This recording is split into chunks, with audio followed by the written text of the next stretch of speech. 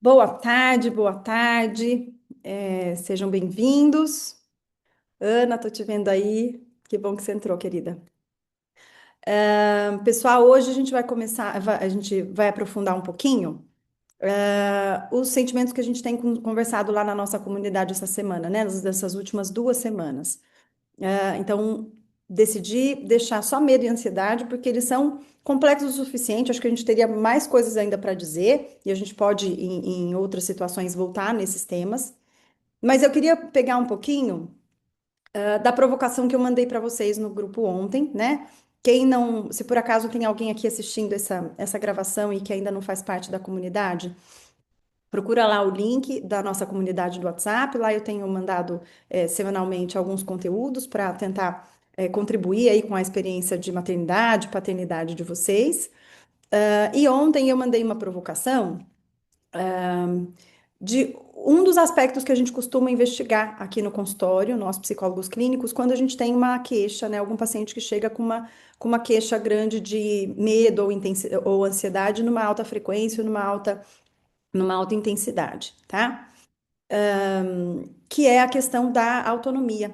Então, o quanto essa criança é autônoma, o quanto essa criança tem experiências de ela própria, sozinha, conseguir fazer coisas, claro, dentro do que é esperado e do que é possível para a idade delas, isso é um fator extremamente importante quando a gente está avaliando essa experiência, né, dos nossos pacientes. Então, hoje eu queria aprofundar um pouquinho no porquê disso, tá? E o porquê que eu escolhi esse aspecto para a gente aprofundar. Então, a primeira coisa que eu queria só reforçar, gente, de maneira nenhuma eu estou querendo dizer que a falta de autonomia é o que gera medo ou ansiedade de forma exacerbada, tá? O comportamento humano ele é complexo demais para a gente poder resumir ou diminuir ele, simplificar num único aspecto. Tá? É claro que a gente tem várias coisas que vão interferir, vários outros fatores podem estar determinando isso no comportamento de uma criança, na experiência de uma criança, mas aqui eu escolhi pegar um desses fatores, né? Então, se a gente estivesse falando de uma receita de bolo, né? A gente tem vários ingredientes ali, né? Existem bolos diversos.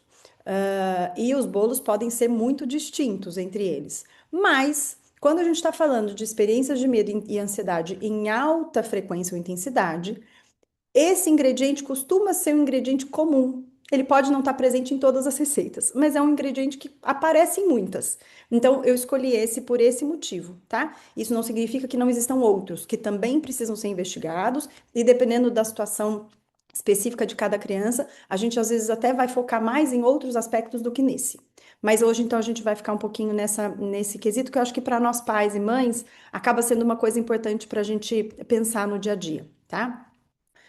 Então, vamos lá. Por que que, diante de situações que muitas vezes são comuns, né, tem crianças que ficam mais afetadas ou parecem mais vulneráveis, né, à experiência do medo e da ansiedade do que outras, né? Por que que existe essa diferença muitas vezes? Para quem tem mais de um filho, isso às vezes fica até mais claro, né? Às vezes a gente tem uma criança que é muito insegura ou se mostra muito assustada em algumas situações e outra que não, né? Por que dessa variação? Eu acho que isso em si já é importante para a gente entender que o quanto a gente vai experimentar de uma emoção não vai depender só, não é uma coisa que depende exclusivamente do contexto em si. É claro que um contexto pode ter características que são indiscutivelmente sinais de ameaça ou sinais de perigo, né? Então, é claro que o contexto conta, mas ele não é o único fator, ele não é o único ingrediente nessa receita de bolo, né? Então, a gente tem uma série de outras coisas, como, por exemplo, o temperamento da criança, a personalidade da criança, a história de vida dessa criança, situações que ela já, por exemplo, experimentou. Então, crianças que passam por situações muito traumáticas ou situações de fato muito perigosas muito cedo, é claro que isso vai, de certa forma, interferir na forma como ela vai interpretar e vivenciar experiências futuras, né? Então tem muita coisa que pode fazer com que as crianças experimentem isso e vivam isso de uma maneira muito distinta. Mas uma das coisas, sim, é o grau de autonomia, o grau de autoconfiança que essa criança tem nas próprias habilidades, na forma como ela tem de agir no mundo, tá? Então, antes da gente entrar nisso, vamos só relembrar para quem talvez não participe do grupo, vou relembrar rapidinho a distinção entre medo e ansiedade.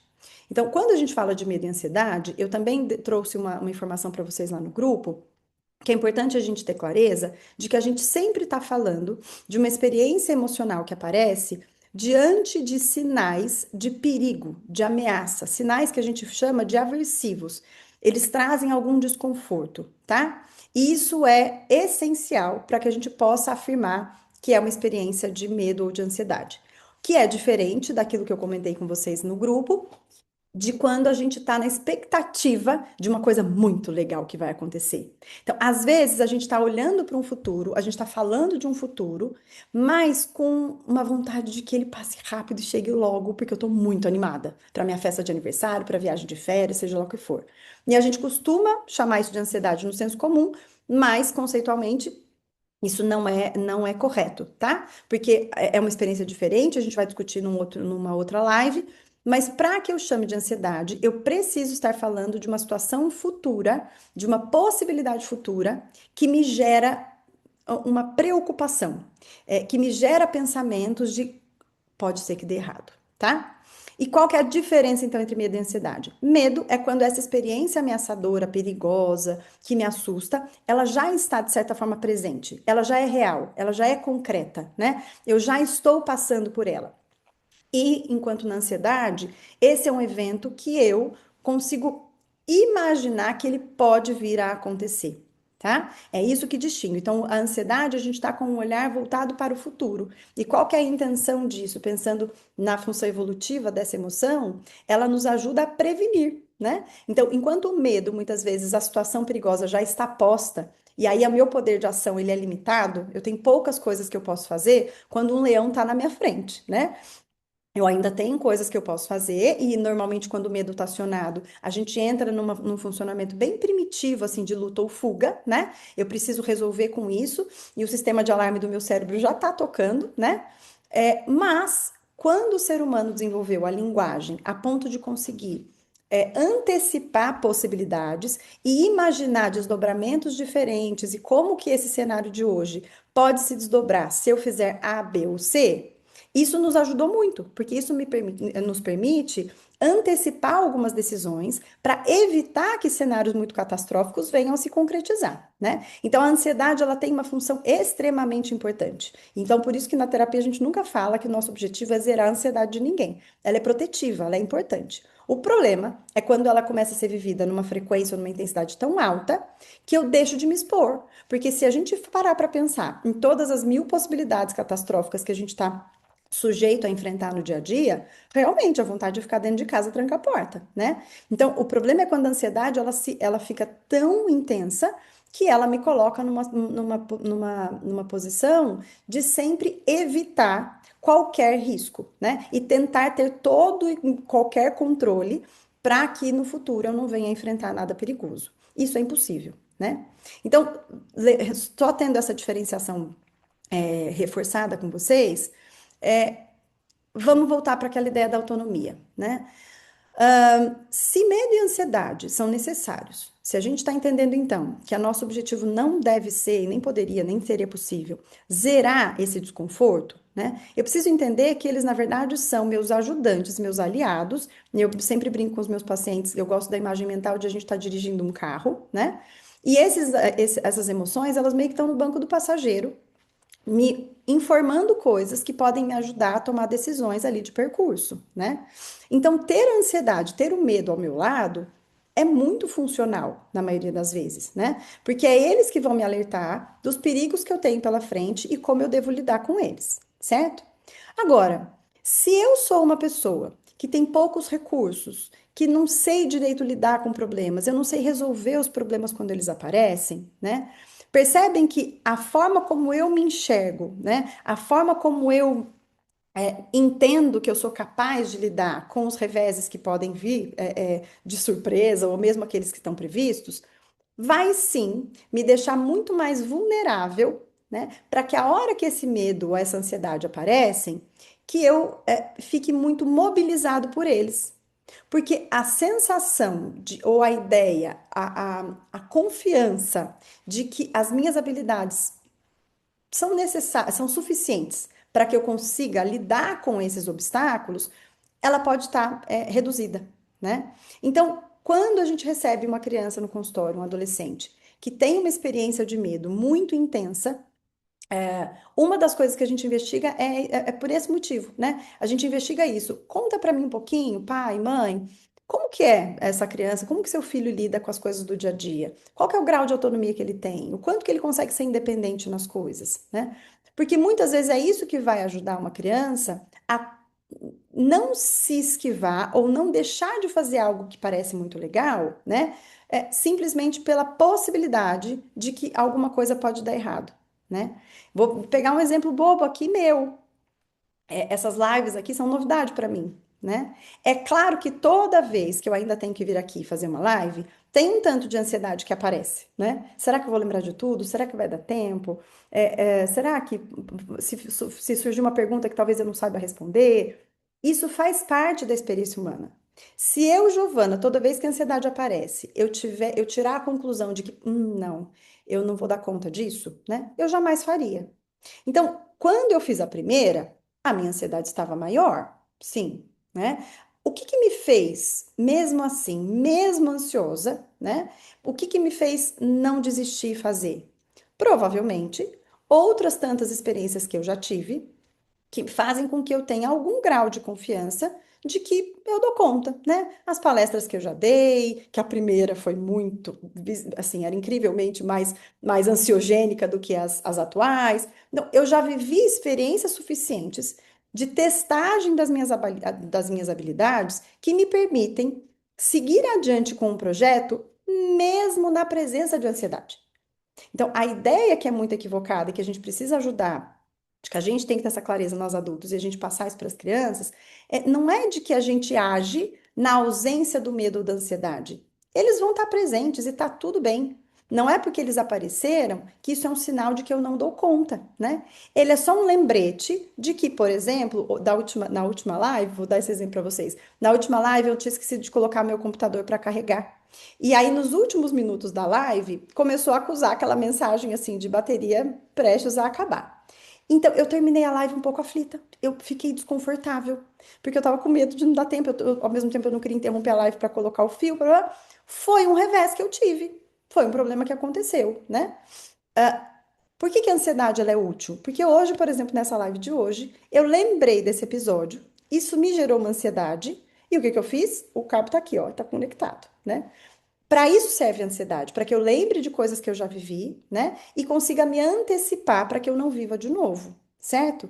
E conforme eu vou tendo várias e várias experiências em que eu percebo que eu tenho recurso para lidar com o imprevisto que tiver, isso me deixa mais confortável para seguir adiante e me expor a novas situações, mesmo na presença da ansiedade, certo? Então, o que que a gente precisa lembrar muito, muito bem? O medo não vai depender só do tamanho do desafio. O medo ele vai depender de como a criança percebe a capacidade que ela tem de lidar com ele, certo? Então, qual é o nosso trabalho como pais? Ir tirando os obstáculos da frente para que os filhos não tenham medo nem ansiedade? Não. É claro que alguns dos perigos, gente, é óbvio que é nossa tarefa fazer isso, né? É óbvio que a gente precisa supervisionar, ficar atento, porque alguns riscos, eles ainda não têm condições nem cognitivas, nem nada para dar conta. A gente está falando daqueles riscos que eles conseguem correr com alguma segurança, né? Mas não aquela segurança total, porque isso não existe, né? Então, eu preciso garantir que meu filho tenha a oportunidade de descobrir o quanto ele é capaz, o quanto ele tem habilidades que fazem com que ele tenha condições de enfrentar imprevistos, certo? Então, eu tentar, errar, experimentar uma coisa nova, e conseguir. É isso que vai me dar esse senso que a gente chama na terapia de autoeficácia, né? De autoconfiança. Eu confio no meu taco. Agora, o que me faz confiar no meu taco, gente, não é pai e mãe dizendo na minha orelha: ai, você é ótimo, ai, você consegue. Não, filho, imagina, não se preocupa, vai dar tudo certo. Esse discurso Ele pode até ser um bom acessório de vez em quando, mas se ele vier completamente desconectado de uma experiência real, de uma vivência real, de que isso eu mesmo tenho como comprovar, né? Eu passei pela experiência de conseguir, esse discurso ele é nada. Ele simplesmente é nada. Então, eu não sei se vocês conseguem se lembrar, quem tem filhos aí, dependendo da idade, assim, mas quando eles são pequenininhos, acho que eles deixam isso até mais claro, né? A primeira vez que eles conseguem fazer alguma coisa que eles não conseguiam antes, a festa que é, inclusive, para às vezes pra gente até é irritante, né? Porque, mãe, porque é isso, assim, a sensação de amarrar o cadarço do tênis pela primeira vez, né? Para nós ela já tá banal, mas para eles é uma realização.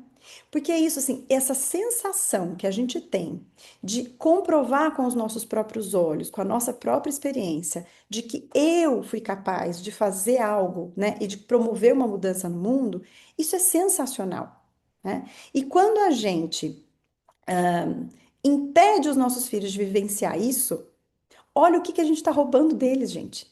A gente está impedindo que eles tenham essa sensação deliciosa, né, de eu dou conta, e a longo prazo, a gente está diminuindo a chance de que eles consigam, da previsão de dificuldades, que eles consigam olhar para trás e lembrar de tudo aquilo que eles já souberam resolver de certa forma, né? E isso ser o combustível da coragem, né? O que que é a coragem? Coragem é a emoção que vai me ajudar nas situações em que o medo está presente e ela vai dizer assim, não, dá para ir, vai, tenta lá, arrisca que pode ser que dê certo, né? Eu não consigo experimentar coragem se eu não reconheço em mim nenhuma ferramenta, nenhuma estratégia, nenhuma habilidade, né, que possa sustentar essa tentativa, certo? Então, uma coisa que eu acho que é importante a gente ter clareza uma coisa é proteger as nossas crianças. Isso é necessário. É nosso papel protegê-las de riscos com os quais elas ainda não têm condição de lidar. Mas super proteger é que é o problema, né? Então, quando eu super protejo os meus filhos, eu tô atrapalhando o desenvolvimento de uma série de habilidades. Tanto das habilidades em si, de resolução de problema, de estudo, habilidades mais práticas, inclusive, mas eu estou impedindo o desenvolvimento do próprio senso de autoeficácia, do próprio senso do quanto eu tenho condição de lidar com as coisas por mim mesmo, né? E isso, no longo prazo, pode afetar até o quanto essa criança experimenta o medo e a ansiedade de uma forma muito intensa, né? E ele pode, sim, gerar uma paralisia. Então, diante de um cenário que ele pode ser que se desenvolva de uma forma difícil ou que me traga desafios, eu prefiro nem tentar. Eu prefiro nem arriscar. E aí eu fico, assim como o personagem lá, o esquilo que eu mostrei para vocês do livro, o esquilo intranquilo, eu fico vivendo lá na minha arvorezinha, bem quietinho, bem tranquilo. O que, por um lado, pode parecer ótimo, muito seguro, mas por outro, eu posso ficar com uma vida vazia, né? Vazia porque eu não consigo ir atrás e buscar os sonhos que podem fazer com que essa minha vida tenha graça, né?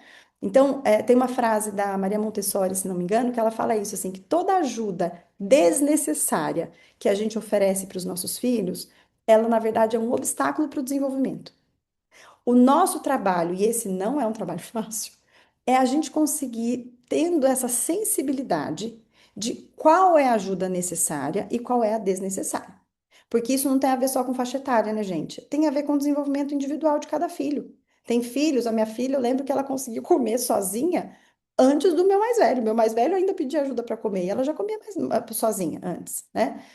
Então, tem muita coisa que a gente precisa avaliar para além da idade, mas o próprio desenvolvimento, os sinais que os nossos filhos vão dando, do quanto eles já estão prontos, o quanto eles não estão, né? O que que eu posso fazer para ainda assim, mesmo quando eles já têm condição de fazer sozinhos, não significa que eu vou ser negligente e, ó, vai lá, se vira, né? Não é o se vira, mas é muitas vezes a gente ficar mais de técnico, vamos usar a analogia da Copa, vai, né? O jogador, os jogadores são eles, são os nossos filhos, né? A gente pode ser o técnico, a gente pode ser o coach que tá ali, né? ajudando na hora do intervalo, troca uma ideia, sugere alguma coisa, e aí, tá fácil, não tá? Você tá cansado, quer sair de jogo, dá para entrar? Mas quem tem que executar são eles. E a gente fica, sim, com o papel de protegê-los dos riscos que realmente aí estão para além do que eles dão conta, né? Um dia eu quero, por exemplo, me aprofundar com vocês com a questão da exposição dele nas redes sociais, né? Tem um tanto que, sim, nós adultos, a gente está sendo até negligente. A gente está deixando de supervisionar e de ficar atento e de proteger os nossos filhos de coisas que eles ainda não têm condição de se proteger sozinhos, tá? Agora, para as coisas do dia a dia, eu sinto que às vezes a gente peca pelo outro lado. Aí a gente acaba fazendo muito por eles, né? Então, quando a gente faz esse contraponto da vida das crianças dentro das redes sociais e na vida real, é curioso porque o que a gente tem visto muito na clínica, e eu vejo também muito na minha vida, os meus filhos não têm ainda, né, muita exposição em rede social, mas na vida cotidiana, de tarefas do dia a dia, a gente tem mais uma tendência de super proteger, né? E quando esses que já têm acesso a telefone e tudo mais, a gente tem uma sensação muito equivocada de que eles estão seguros e eles não estão. E eles ainda não têm condição de cuidar disso, né? Então, ali a gente deveria ser um pouco mais ativo e presente nessa supervisão. Mas eu fico me perguntando se a gente não poderia ajudá-los a desenvolver esse senso de autoeficácia com um pouco mais de de intencionalidade, talvez, né? Então, eu tô bolando, gente, um grupo para a gente fazer um curso mesmo no segundo semestre, que depois eu vou divulgar lá na nossa comunidade. Mas a ideia é eu ter um contato um pouco mais próximo com vocês para pensar nesses desafios do dia a dia de como fazer isso, tá? A gente tem uns minutinhos ainda, queria saber se alguém tem alguma dúvida. Deixa eu ver, tem uma coisa no chat aqui. Essa visão até alivia a ansiedade. Que bom, Dai, que bom. Às vezes a nossa ansiedade, o nosso medo, eles ficam grandes porque a gente não compreende esse fenômeno do jeito correto. Eu acredito muito nesse tipo de de experiência que a gente está tendo aqui, né? O que me motivou a fazer essas lives, fazer o grupo lá, a comunidade e fazer o curso no segundo semestre, é porque eu sinto que de fato falta muita informação de qualidade para a maioria dos pais, né? E muitas vezes a gente peca, não é porque a gente não se preocupa ou a gente não valoriza aquilo, é porque a gente não entende. Né? Então, a gente tem uma ideia muito equivocada do que é dar auxílio para os nossos filhos quando eles estão com medo ou com ansiedade, né? E a ideia é, se a gente conseguir olhar para o fenômeno de uma outra forma, né? Entendendo de fato para que ele serve, o que ele está fazendo ali, fica muito mais fácil, né, gente? Então, se eu tenho uma caixa de ferramentas, uma ferramenta nova lá, sei lá, uma serra circular, nunca usei, né? Aquilo tá ali, eu não faço ideia de para que aquilo serve. Agora, se eu me aproprio daquilo, entendo para que serve, como funciona, fica muito mais fácil. Quando eu tiver alguma situação que eu sinta que aquilo é necessário, é muito mais fácil fazer uso de uma ferramenta que eu tenho um domínio, né? Pelo menos uma compreensão melhor a respeito dele, né? Entendido? Ó, tem um vídeo, eu tô tentando encontrar um com a legenda traduzida. Se eu não conseguir, eu mesmo vou tentar traduzir para vocês. Tem um cara que escreveu um livro que foi um best-seller nos últimos anos, aí vocês devem ter ouvido falar, Geração Ansiosa, né? O Jonathan Haidt, acho que fala isso assim o nome dele. Eu vi um trechinho de uma palestra incrível que ele deu, e que ele mostrava, gente, a diferença dos parquinhos. Sabe parquinho infantil, assim? Esses que tem em praça, em escola e tal. E aí ele mostra, assim, um parquinho completamente, absurdamente perigoso, né? E ele fala, olha, isso aqui, ele mostra a foto e fala, isso aqui, com certeza, tipo, gente, sem noção, as crianças podiam morrer aqui, né? Que bom que a gente evoluiu. E aí ele mostra os parquinhos, sabe, da nossa época, assim? Eu ainda posso dizer na minha época, porque eu lembro que eles eram mais perigosos, né? Parquinhos em que as crianças de fato podiam cair, ralar joelho, machucar, nem tudo era liso, né? E os parquinhos de hoje em dia, né? Eu já trabalhei em escola, e não só nas escolas, mas nos lugares todos que a gente vê, é tudo emborrachado, as quinas elas são todas. Ai, como é que chama isso, gente? Ao invés de quina viva, assim, ó, vocês entenderam, né? A gente coloca coisinha de EVA para tampar. E aí ele brinca na palestra dele que esses parquinhos devem ter sido desenvolvidos por advogados, não é possível, né? Para a gente evitar problemas. Então, qual é o problema? E acho que conversa muito com o que a gente está discutindo aqui, né? Esses parquinhos seguros demais, olha como não ajuda as crianças a se proteger. Eles não precisam nem aprender a cair, não precisam nem aprender a tomar cuidado para brincar. Eles podem se arriscar até além do que seria esperado ou desejável, né? É tudo muito seguro. Agora, aquele parquinho que eu posso dizer da minha época, ele não, a gente não corria risco de morte, né? Mas a gente corria risco de ralar joelho, de machucar aqui e ali, e isso fazia com que a gente experimentasse a ansiedade saudável, né? Com muito maior frequência do que as nossas crianças hoje. Porque, de fato, quando a gente não se cuidava, a consequência vinha, a gente se machucava. E isso ia tornando a gente muito mais atento, muito mais prudente, né? Na forma como eu vou pular, saltar de um brinquedo, se eu vou para o outro ou não, a velocidade que eu preciso entrar num brinquedo ou sair.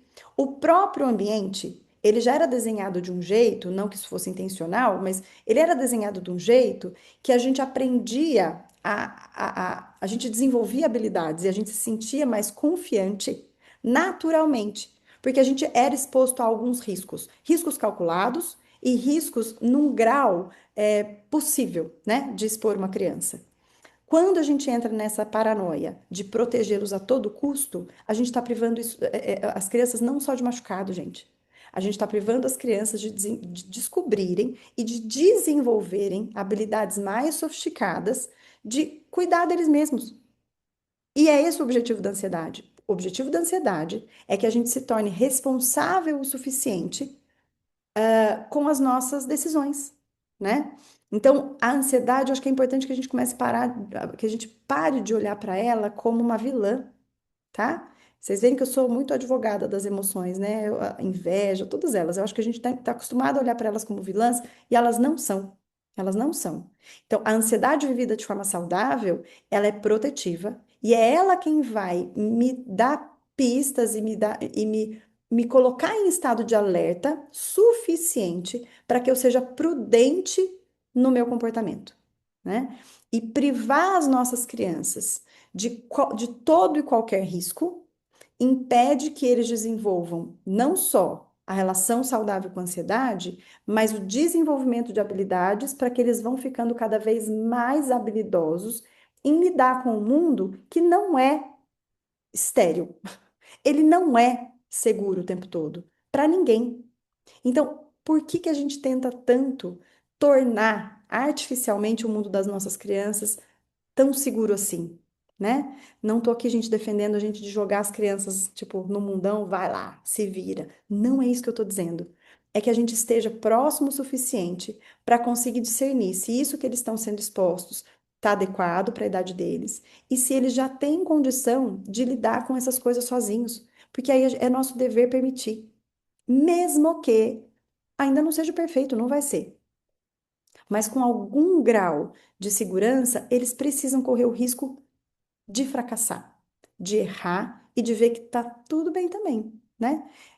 Deu tudo certo semana passada. Eu fiquei aqui rezando para a bateria do computador durar, durou. E talvez se não tivesse, eu teria passado um carão, teria passado vergonha, né? Teria que ter gerado um outro link, mas a experiência de conseguir resolver, mesmo de um jeito que não era o ideal, ia me deixar mais segura e mais alerta para evitar que isso acontecesse no futuro, né? Certo, gente? Mais alguma coisa? Podemos encerrar, curtir o nosso final de semana? Foi maravilhoso, Gi. Muito explicativo, assim. Amei. Que bom que ajudou. Semana que vem, então, eu vou entrar em mais um triozinho de emoções para a gente finalizar. E aí depois, me contem também lá na caixinha de dúvidas se tem algum tema que vocês querem se aprofundar mais antes da gente passar para outras coisas, tá? Antes da gente encerrar com as emoções, eu vou depois fazer esse questionamento lá no grupo. Se alguma das emoções vocês gostariam de aprofundar um pouco mais, se tem alguma dúvida específica. E aí depois eu vou propor um outro foco para as nossas conversas sobre parentalidade. Tá bom? Um beijo grande para vocês, tenham um ótimo final de semana.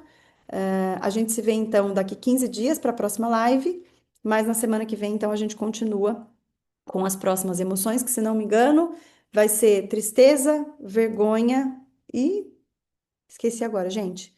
Tem mais uma nesse grupinho, mas vão ser as nossas próximas emoções que a gente vai acompanhar, tá bom? Um beijo grande para vocês, gente. Até a próxima.